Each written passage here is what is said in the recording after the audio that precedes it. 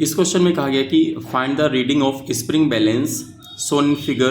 The elevator is going up with an acceleration of g/10 और आपसे बोल रहा है कि the pulley and the string are light and pulley is smooth. अब देखिए इस क्वेश्चन में क्या हुआ है कि यहाँ पे एक हमारे एक एलिवेटर दिया हुआ है, इसमें यहाँ पे कि स्प्रिंग बैलेंस आपको दिखाई दे रहा है और इसके नीचे हुक से देखिए हमारी पुली यहाँ पे आपको दिख रही है, हैंग हो रही है। ये मासलेस और फ्री यानी स्मूथ हमारी पुली है और इसके दोनों तरफ क्या देखिए दो मास यहाँ पे हैंग हो रहे हैं 1.5 और 3 किलोग्राम के, और ये पूरा का पूरा जो सिस्टम देखिए ऊपर की तरफ जा रहा है।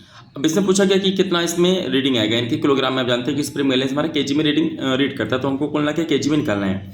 अब देखिए इसमें एक्चुअल में है क्या, अगर मैं आपको बताऊं कि अगर ये जो एलिवेटर है इसका हमको जी नहीं दिया होता है, कि सॉरी एक्सेलरेशन नहीं दिया होता, तो ये क्वेश्चन बहुत ईजी हो जाता है। वहाँ पे आपको जस्ट लाइक क्या करना होता कि बस इसी को ध्यान से देखते कि हम लोग यहाँ ये एक मास है, ये एक मास है और ये दोनों किसी पुली से हैंग हो रहे, तो बस अगर हम यहाँ पे टेंशन निकाल लेते हैं तो अब देखिए यहाँ पे एक्चुअल में हम जानते हैं कि जो भी हमारी पुली होती है इसमें डबल हम एरो दिखाते हैं इस तरीके से, देखिए ठीक है। और अगर मासलेस हमारी स्ट्रिंग है तो टेंशन हमारा सेम होता है, तो आपने देखा। तो अगर मैं बात करूँ थोड़ी देर के लिए समझाने की बात करूँ कि अगर ये हमको ए ना दिया होता तो ऐसे में देखते हैं हमको अगर इसकी रेटिंग पूछता तो कुल मिला के हमको ये देखिए 2T, यानी कि जो इस स्प्रिंग बैलेंस के नीचे देखिए पुली को नीचे जितना फोर्स लग रहा है वही इसका रीडिंग हो जाएगा, मतलब 2T हमारा आंसर आ जाता।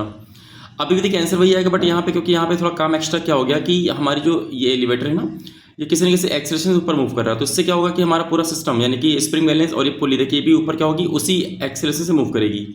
तो कुल मिला के यहाँ पे ये कहा गया कि जो एलिवेटर का हमारा g/10 है वो इस पुली का हो जाएगा, यानी कि g/10, ठीक है। इतना काम आपको एक्स्ट्रा होगा। इस तरह की हमारी जो पुली है कहीं ना कहीं एक मूवेबल पुली तरह हमारी काउंट की जाएगी। तो अगर ऐसा है तो हमको कहीं ना कहीं कंस्ट्रेंट मोशन का जो एक रिलेशन होता है पुली के बीच में और ये ब्लॉक के बीच में, इसको यहाँ पे हमको यूज़ करना पड़ेगा। उससे पहले देखिए मान लेते हैं फिलहाल थोड़ी देर के लिए कि अगर ये पुली मूवेबल नहीं होती तो भी आपको अच्छे से पता है कि यहाँ पे 1.5 किलोग्राम का मास है, यहाँ पे 3 किलोग्राम का मास है, तो इन दोनों का ऐसे में अगर ये फिक्स्ड होती तो दोनों के जो एक्सेलरेशन होते हैं वो सेम होते हैं, यानी जितना ही नीचे जाता है उतना ही ऊपर जाता। बट अभी भी देखिए क्या है, अभी यहाँ पे मूवेबल है तो इसका होगा अलग एक्सेलरेशन, इसका होगा अलग, ठीक है। तो हमको दोनों के निकालने पड़ेंगे एक्सेलरेशन। अब इसके लिए हम ये मान लेते हैं कि जो 3 kg वाला ब्लॉक है देखिए नीचे आ रहा है ना, इसका मान लेते हैं जो एक्सेलरेशन है वो AB मान लेते हैं और इसका ब्लॉक का मान लेते हैं ऊपर की तरफ है इसका एक्सेलरेशन AA, ठीक है। तो अभी यहाँ पे हम लोग अभी न्यूटन के जो यानी कि जो हम इक्वेशन लगाएंगे उसके पहले हम एक कंस्टेंट मोशन के इक्वेशन लगा लेते हैं कि कंस्टेंट मोशन के इक्वेशन के अकॉर्डिंग हमारा जो रिलेशन होता है पुली के बीच में और ब्लॉक के बीच में वो क्या होता है, देखिए AB बराबर AA और प्लस AB/2, ठीक है। अब इसमें हम विद साइन यहाँ पे चीज़ों को रखते हैं। अभी देखिए पुली क्या हो रही है, पुली हमारी ऊपर की तरफ मूव कर रही है g/10 एक्सेलरेशन से, तो हम इसको पॉजिटिव मान के चलेंगे। तो यहाँ पे आपको रखना है g/10, हाँ अभी 2 को इधर ले आएंगे, अगर 2 को इधर ले आएंगे तो यहाँ पे आपको 2 से फिर से मल्टीप्लाई कर दीजिए, यानी 2g/10। अब देखिए AA हमने मान के चल रहे हैं कि A हमारा ऊपर की तरफ यानी कि ब्लॉक जा रहा है तो इसको पॉजिटिव ट्रीट करेंगे, तो यहाँ पे आप रखेंगे AA, जबकि ये वाला ब्लॉक हम क्या मान रहे हैं नीचे की तरफ मान के चल रहे हैं तो इसको मान के चलेंगे माइनस का AB, ठीक है।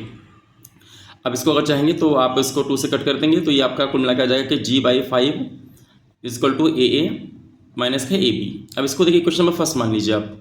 ये क्वेश्चन में इसलिए यहाँ पे ज़रूरी है क्योंकि हमको यहाँ पे कंस्टेंट का रिलेशन हमको मालूम होना ज़रूरी है। अब इसके बाद एक बार हमने पता लगा लिया कि इनमें क्या रिलेशन है। अब भाई हम एक एक करके यहाँ पे FVD बनाते हैं। अगर इस ब्लॉक की देखिए हम बात करें तो आप देख रहे हैं कि मैंने क्या माना है कि इसका ब्लॉक का मोशन देखिए नीचे हो रहा है, तो अगर नीचे हो रहा है पक्का इसका जो वेट है नीचे कितना लगेगा तो 3G लगेगा। तो आपको 3G में से T को आप माइनस कर दीजिए, तो यहाँ पे आप लिखेंगे कि 3G माइनस का T = MA होता है। उसका मास कितना देखिए 3 है और उसका जो एक्सेलरेशन है देखिए कितना है वो AB आपको लेके चलना है, ठीक है।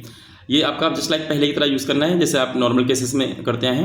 अब इसी तरीके से इसका अगर हम FVD बनाएंगे तो देखिए ये ब्लॉक हमने क्या माना है कि ऊपर की तरफ चल रहा है, तो पक्का T में से इसके वेट को आप माइनस करेंगे तो यहाँ पे लिखेंगे T माइनस का देखिए इसका वेट कितना हो जाएगा, तो हो जाएगा 1.5G = MA, यानी कि इसका लिखेंगे 1.5 और यहाँ पे इसका एक्सेलरेशन क्या है AA, ठीक है।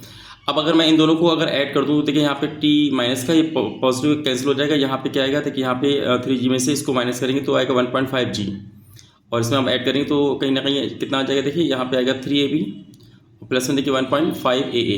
तो आप देखेंगे यहाँ पे 1.5 कॉमन है तो यहाँ पे 1.5 कॉमन कर लीजिए और यहाँ पे देखेंगे कि ब्रैकेट में देखिए क्या आएगा 2AB आएगा और यहाँ पे AA आ जाएगा और यहाँ पे आप देखेंगे 1.5G, तो 1.5 से 1.5 को भी कैंसिल आउट कर दीजिए तो हमको ये पता चल गया कि G = 2AB और प्लस में AA, ठीक है।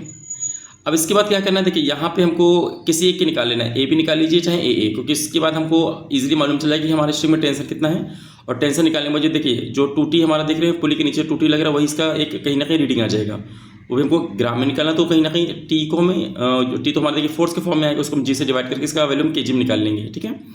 तो मैं क्या करना है कि अब यहाँ पे बस इसको और इसको देखिए मैं सॉल्व करना है। कैसे सॉल्व करेंगे, तो एक काम करते हैं, यहाँ से हम लोग ए की वैल्यू निकाल लेते हैं। तो ए बी को उधर भेजिए, तो देखिए यहाँ पे क्या होगा, तो g/5 और यहाँ पे प्लस का ए बी आ जाएगा, इक्वल टू क्या है, देखिए ए। तो क्यों ना जहाँ पे ए लिखा हुआ है वहाँ पे हम इसको पुट कर देंगे, तो उठा के यहाँ पे रखते हैं। तो देखिए g इक्वल टू क्या हो जाएगा, तो 2ab यहाँ पे लिखेंगे और उसके बाद प्लस में देखिए क्या आएगा g/5 और प्लस में देखिए ए बी। ठीक है, तो इस तरीके से हमने यहाँ पे ए की वैल्यू को हटा के यहाँ पे g/5 प्लस ए बी किया। अब इससे देखिए इसको इधर ले आइए, तो g माइनस का g/5 इक्वल टू देखिए 2ab प्लस ए बी कितना हो गया, देखिए 3ab हो गया।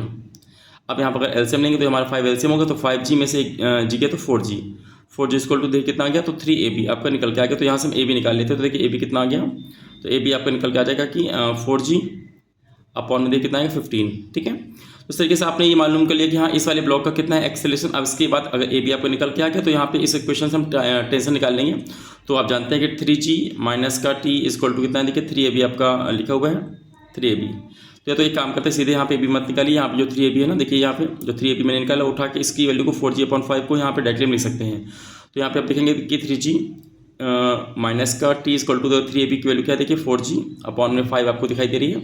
इसको उधर लेके आएंगे तो 3g माइनस का 4g/5 इक्वल टू क्या है, देखिए t। अब यहाँ से अगर हम एलसीएम लें तो देखिए हमारा 5 क्या हो जाएगा, देखिए 5 हमारा एलसीएम हो जाएगा। अब यहाँ पे आ जाएगा 15, ठीक है 15 यहाँ पे g आ जाएगा, माइनस का क्या आएगा, देखिए यहाँ पे आ जाएगा 4g। ठीक है, इक्वल टू में आप यहाँ देखेंगे कि आपका यहाँ पे t आ जाएगा। ठीक है, तो इस तरीके से आप देखेंगे कि इसको हम फर्दर अगर सॉल्व करेंगे तो हमारा 15 में से 4 माइनस करेंगे तो हमारा आएगा 11g। ठीक है, 11g अपॉन में 5 इक्वल टू t। तो कुल मिला के हमको ये पता चल गया कि हमारा देखिए यहाँ पे जो टेंशन आएगा, तो टेंशन फोर्स हमें कितना मालूम चल गया। तो हमारा देखिए आंसर कितना आ रहा है, तो आ रहा है 11g/5 इक्वल टू टेंशन यानी t। अब इंपॉर्टेंट चीज़ यहाँ पे देखिए कितना है, इंपॉर्टेंट चीज़ यहाँ पे इसकी रीडिंग हम कैसे निकालेंगे। तो इसकी देखिए रीडिंग के लिए क्या करेंगे, हम लोग देखेंगे इसके नीचे जो पुली है इसमें कितना देखिए नीचे फोर्स लग रहा है, क्योंकि जितना देखिए पुली को नीचे खींचा जाएगा ना वही इसका रीडिंग होता है। तो कुल मिला के देखिए हमारी पुली में इधर भी टी लग रहा है, इधर भी टी लग रहा है, दैट मीन इसमें हम 2t यहाँ पे यूज़ करेंगे। यानी कि रीडिंग के लिए ध्यान दीजिए, अगर हम रीडिंग की बात करेंगे तो हमको यहाँ पे फिलहाल 2t लेना पड़ेगा। और 2t में भी देखिए क्या होगा, 2t में हम g से डिवाइड कर देंगे। क्यों, क्योंकि अभी देखिए 2t यानी टी हमारे क्या देखिए टेंशन है, यानी कि ये हमारे न्यूटन में फोर्स लिया है। बट अगर हम यहाँ पे निकालेंगे इसका मास तो यहाँ पे g से में डिवाइड करना होगा। ठीक है, तो अब देखिए यहाँ पे 2 आप रखिए और देखिए g कितना आपने निकाला है उसी को उठा के पुट कर दिए। तो हमारा g कितना आ रहा है, देखिए 11g/5। तो कुल मिला के हम यहाँ पे t आया हुआ है, यहाँ पे लिखेंगे 11g/5 अपॉन में देखिए क्या है g। तो g से देखिए g क्या होगा, कैंसिल हो जाएगा। तो ऊपर 11 का डबल कितना हुआ, तो 22 हुआ अपॉन में 5 हुआ। तो इस तरीके से इसको सॉल्व करेंगे तो कितना आएगा, देखिए ये आएगा 4.5 और ये यूनिट क्या होगी, किलोग्राम। तो इस तरीके से जो रीडिंग हमारी पूछी जाएगी, पूछ रहा है ये क्वेश्चन में, तो देखिए हमारी रीडिंग कितनी आ जाएगी, तो रीडिंग हमारी आ जाएगी 4.5 किलोग्राम।